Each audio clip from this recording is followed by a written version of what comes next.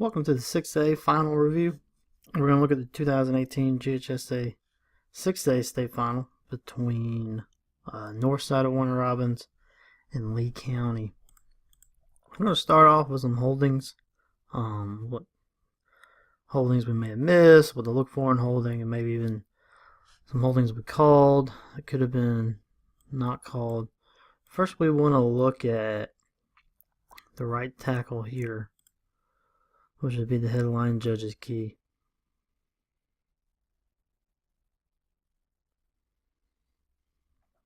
Looks like he's going to kind of hook him. We can see it better here from the end zone view. This is one of those tough ones where you typically will hold him. We want point of attack or something that has a obvious effect on the play, and it's hard to determine if these kind of pass rushes off the end, especially when the quarterback tucks it and runs the other way, if that really has an effect on the play. I mean, he kind of turns them and then he grabs them. It's really hard to determine whether or not he would have gotten to the quarterback if he hadn't been impeded. And this is early in the game. This is play number 6, so we have the opportunity here to set sort of the precedent for the game of what we're going to call and what we're not going to call. So this is a tough one. Probably good with letting this go. I don't think there's really much of an effect on the play. And then this one, that's not a holding. The blocker kind of drives that defender out of the pocket and opens that up. So I lean more toward letting this one go, but it's good to show what we can let go, what we shouldn't let go, and kind of thinking process behind it. Then we're going to look at the right guard.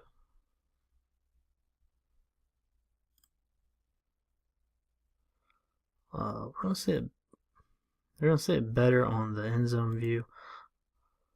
So let's just go straight there. So right guard right here.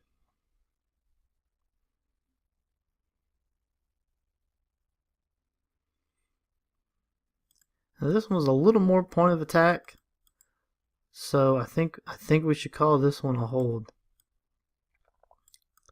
because he's going to get him right around the shoulder and kind of hold him illegally.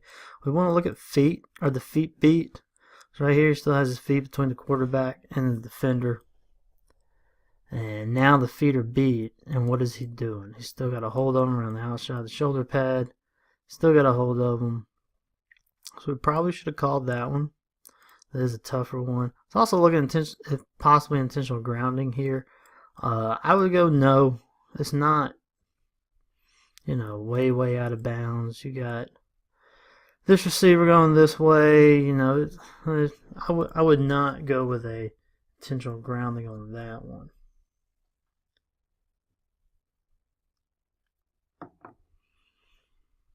So now we're going to look at right there. Kind of comes at the middle here. If we would call this one a hold.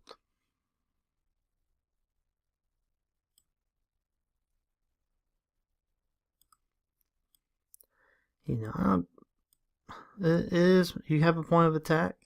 The question is, does he pull him, or does he hold him and pull him around? It does kind of look like he gets a grip around him, kind of whips him around. So maybe this will fall in the category of grab and restrict. And you could conceivably say he could get to the quarterback or to the running back there. He could really be up there in a couple more steps and really kind of blow that play up behind the line of scrimmage. So I would support a holding there.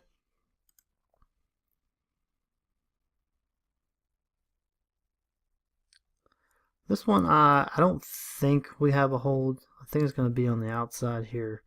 I do not see a hold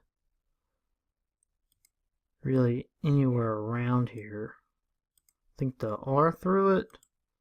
Maybe it's this one coming up the middle right here. Yeah, I just don't think that's not really much there. He kind of just hits them, and it's hard to tell really who's holding on to who there. So probably will let that one go. I don't think there's really enough there. This one's going to be called, I think, on the outside here. Line just throws it.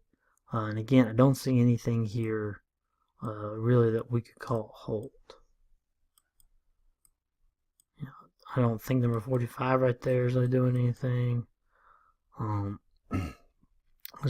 don't see anything there to the call. Here you have a really good holding call. R throws it. It's on the side judge's key. But I can see the side judge not really being able to see this, because it all kind of happens inside, and the angle the side judge is at. You're not really going to... It's going to be hard for a side judge to see that. He may see that the defender's, not really going, like his body may be restricted, like he's not moving like he should, but he can't see what the hands are doing. The referee can really see what's going on with the hands there. So even though the side judge is key, it's a good job there, the R, to pick that up, because I'm not 100% sure that a side judge will be able to really see that.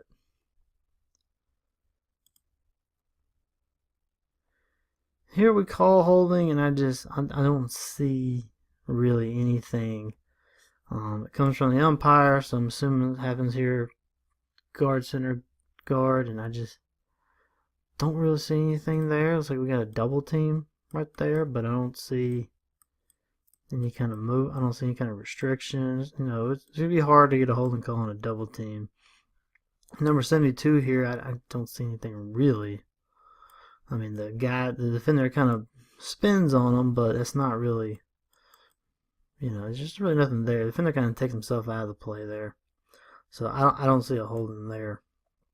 Also here, good job of the deep throwing his hat. It's not officially in the GHSA mechanics manual, but I like it. It just shows kind of everyone that, yeah, I saw receiver go out of bounds and he came back in, or I saw him go out of bounds, period. Kind of lets us all know that there is a receiver going out of bounds. And then that way, if a flag comes down, we know why. So let's look at some beanbag and change of possession mechanics. Remember, in a crew of 7, is always going to be the back judge dropping a beanbag to indicate the end of a punt. Here we got good positioning, good cushioning, stays 5x5. We never get a beanbag down, but I'm really okay with that, because if you come to the cam sessions and kind of listen to me on the deep sessions, I don't like beanbags being thrown by deep guys. I think it would look bad here for the back judge really kind of throw this beanbag. Especially because now you're gonna be throwing it kind of in the way. Overall, I just don't like beanbags being thrown. So in this situation, when he keeps backing up like this, just kind of make a mental note of where he caught the ball, which you want to do that anyway. Anytime there's a punt, right when the receiver catches it, we want to make a mental note of what yard line he caught the ball on. And then if we have to, after this, we can just run up and drop the beanbag where we need. Because this is not the, and once he catches it, it's not the back judge's key anymore. So he wouldn't get this spot. As you can correctly see, the field judge comes in and gets the spot. So I'm okay with no beanbag there, as long as we have a mental note of where the kick ended.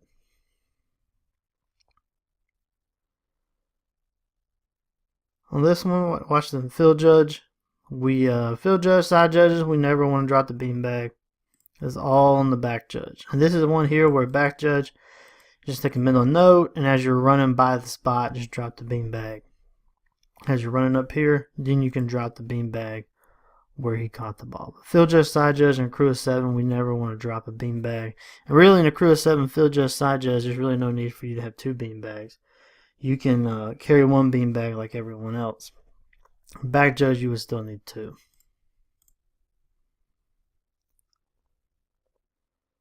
Kind of the same situation, just different deep judge here. Side judge is going to drop the beanbag. Really no need for that. Back judge, you would want to come up and drop it.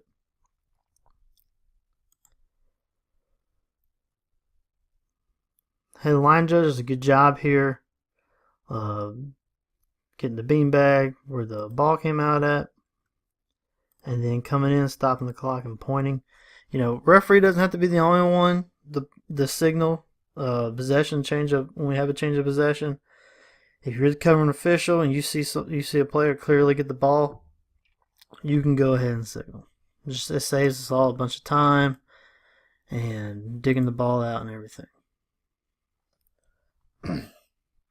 Look at some mechanics on the deeps. And watch the back judge on this deep pass. Let's get out of your back pedal a little bit quicker. Because you really need to be ahead of this. You don't be afraid to turn and run when you need to.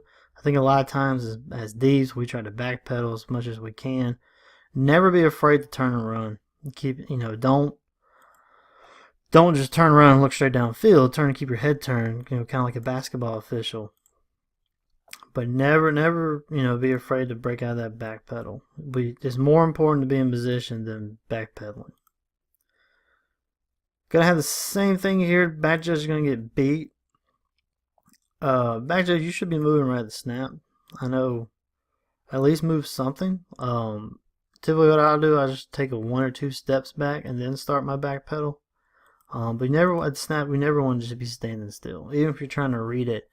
Again, kind of like walk a step or 2 back, as you're trying to read the play.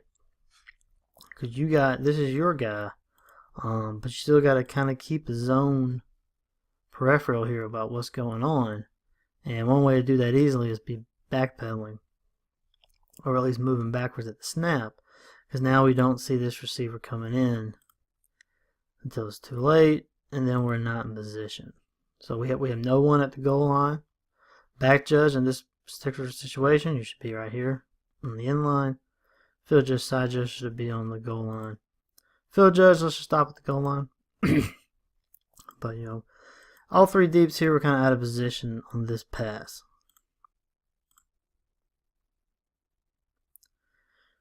And on this one, if you watch the deeps, no deep is given a signal. Looks like we got some match confusion.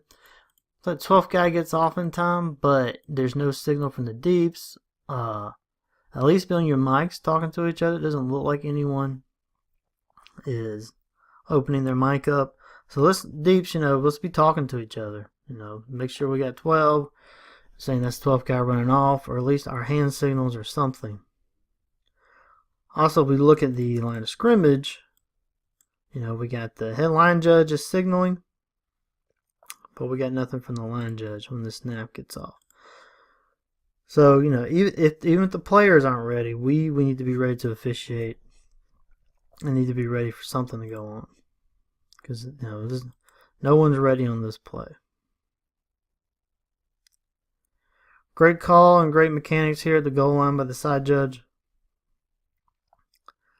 Coming in. The only thing I would say, instead of giving the dead ball signal, just go ahead and stop the clock. Well, hold on.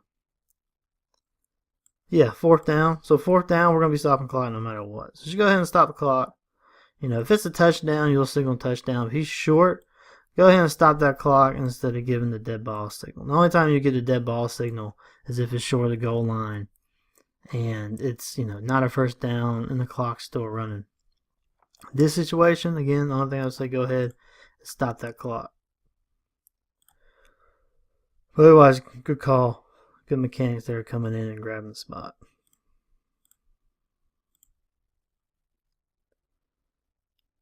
So on this one, we got a kind of confusion.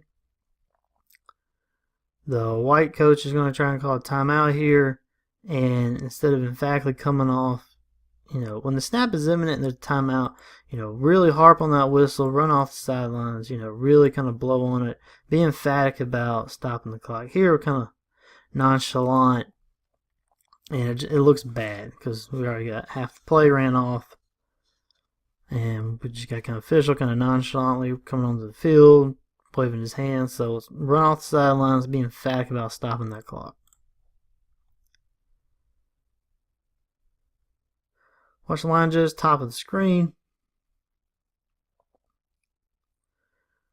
Let's try to, especially on a turf field, let's try to be, unless we're, inside the 10 or really tight, let's try to put this on a hash mark. Here we're coming in kind of in between hashes. Try to put that on a hash mark.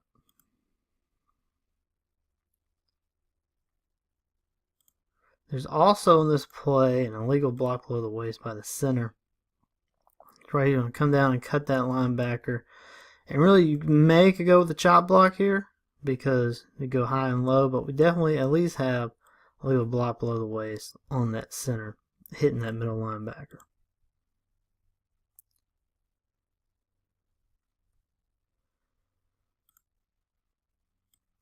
Here we're going to throw the flag.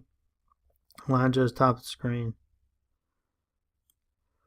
Let's just give the signal to the referee. There's no need to run all the way to the referee to report this. If it's something you just need to tell them or talk about, use your radio. But this looks bad. It looks like we're unsure. Just drop the flag, give your signal to the referee, and let's move on.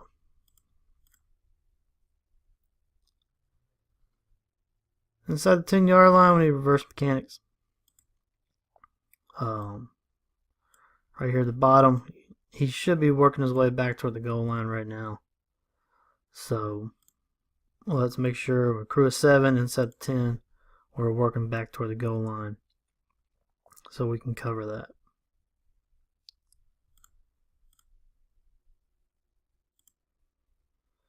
Alright, let's talk about false starts and illegal motions for a little bit. Watch this up back right here. A sudden movement like that, let's kill this false start. Does not run this as an illegal motion. If he's moving forward quickly like that, that's not an illegal motion. He doesn't know the snap count, or he's just jumping, simulating the snap. That's a false start. Shut it down, 5 yards, and let's go. Here we're going to have a true illegal motion. We're going to miss it. See this end right here going down as the receiver at the top of the screen is moving. So that is an illegal motion. We missed that one. Alright, so here's a play I'm going to talk about for a minute for a couple of reasons. The first, again, we have a illegal motion / false start. Should be a false start. Just kill that. There's nothing illegal motion about that. That's a false start. He's simulating the snap. Kill it or back him up. But we call this illegal motion. So not only do we call illegal motion, now we kick the actual enforcement. So if we go to the GPV feed, we can see what we call. So we got illegal motion. That's what we're going to go with. So remember, we have new options with the rule change from last year. The new option now is, we had 2 of the old ones. You can decline the penalty. You always can decline a penalty. And, this kind of penalty. Or you can re-kick with the 5 yards, 5 yards back. However, with the new rule change last year, you can arc and keep the ball. That's a 5-yard penalty from the dead ball spot. What the coach chooses here is to decline the penalty. So instead of getting the ball 5 yards further up the field, he just has to get the ball. Not saying he didn't choose it on his own. I obviously wouldn't have been the quirkiest coaching decision of the weekend, but I kind of think he wasn't given the option of taking the ball, assessing the 5-yard penalty. I just don't see him not taking that. So I think he wasn't given that option. So we missed that. Remember the new rule. Fouls by K, they get that option. And we may do a video later this week or next week kind of on that rule change. Because there's a couple of games, especially this weekend, where we missed it. Let's look at the end zone view of this one. question has come up on whether or not this is a horse collar. It starts out as a horse collar. Remember, horse collar has to be sideways or backwards. And he's pulled down, it starts to the side, but he's actually pulled down frontwards. So that's kind of the saving grace there. He's coming down frontwards. You cannot be pulled down frontwards and be an illegal horse collar. It's got to be sideways or backwards. We get a illegal downfield player, illegal downfield receiver, whatever it's called, on this. But if we watch it, let's see, our 29 is our line of scrimmage. When this pass is thrown, no one's even close. So ball leaves quarterback's hands right here. Remember, 29s are the line of demarcation, so we give them 3 yards. So this is kind of where we're looking at, and there's no ineligible downfield. This is your closest guy, and he's only a yard downfield. So we missed that one.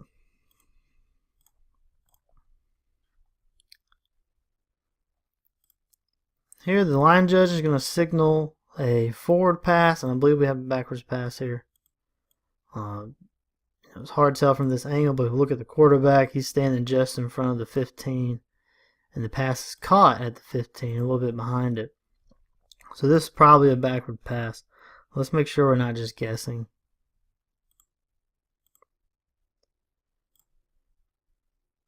Call for a dead ball personal foul here.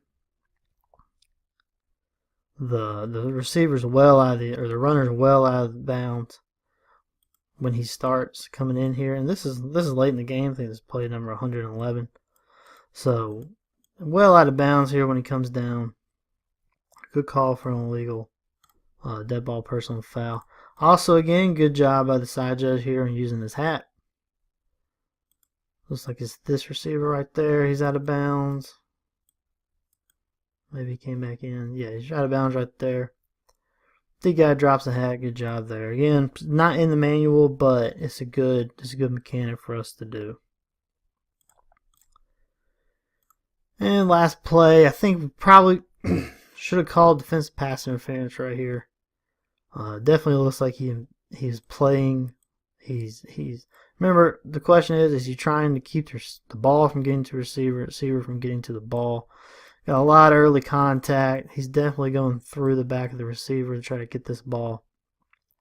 So probably should have had DPI there. A lot easier for me to say that when I'm looking at it in slow motion from an end zone view. That's a lot harder call to make when you're this field judge and back judge, and you got full speed, no end zone angle. Alright, that's it for the 6A game. We will be back next for our last GHSA finals review. We'll do the 7A game. And look also later, we're probably going to be coming out with some videos pretty soon on the kick rule change from last year, holding, we need to do one on holding, and we're going to do one on the new 40-second clock. So stay tuned to the channel, subscribe, click the bell so you get notifications, and we'll see you then.